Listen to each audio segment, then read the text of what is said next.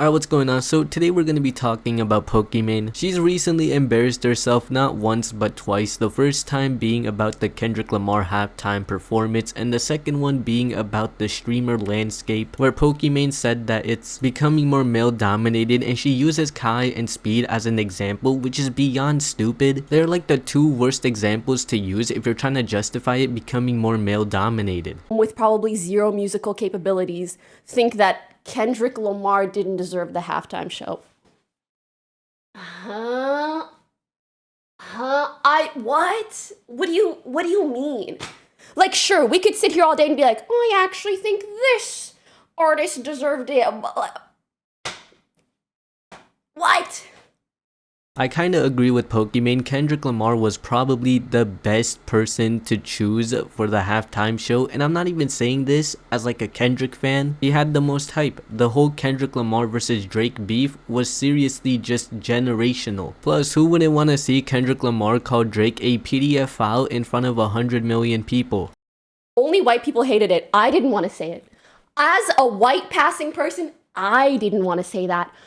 What does that mean? As a white passing person? That doesn't make any sense. Aren't you either white or not? Like, I really don't understand if that's supposed to be funny or not, but I feel like she's being very serious when she said that. Kendrick's performance at the Super Bowl halftime was good. It was great, but it wasn't amazing. The only time it was amazing was when he started to perform Not Like Us, which almost everyone already expected him to do, and the performance for Not Like Us was really good. But he could have done so much more. He has so much more bangers that he could have used but didn't. What I saw with this take the most were white men. Ain't nothing wrong with being a white man. That's not the point. My point is that, I feel like if you watched his performance and really took it in, you'd be like, there are some underlying messages that the performance is trying to convey, especially during Black History Month. So you sitting there, again, respectfully, whatever, being like, oh, I don't think he deserved it. I don't think most people were looking at the underlying messages in his performance. I think they just wanted a good performance. The average person watching the halftime performance is not going to be worried about all of that. And just a couple of days after this moment, she goes on a podcast and talks about how the streaming landscape has vastly changed. To share some perspective,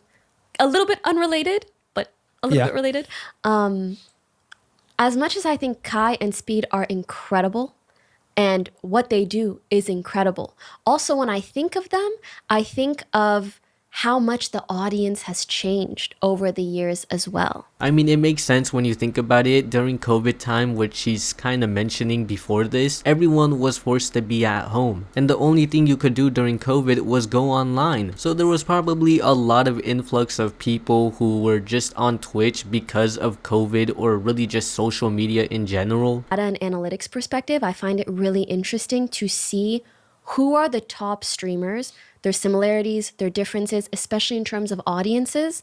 And unfortunately, there aren't that many like huge female streamers, at least not on their level. Using Kai or Speed as a standard is never gonna make any sense. You can't say there's no female streamers on the same level as Kai and Speed because there's no streamers in general who are on the same level as Kai or Speed. There's a massive gap between Kai and Speed and every other streamer. There just is. I remember during the pandemic, I felt a much larger female presence, both in the audience and in regards to the streamers that we were seeing growing and becoming more popular.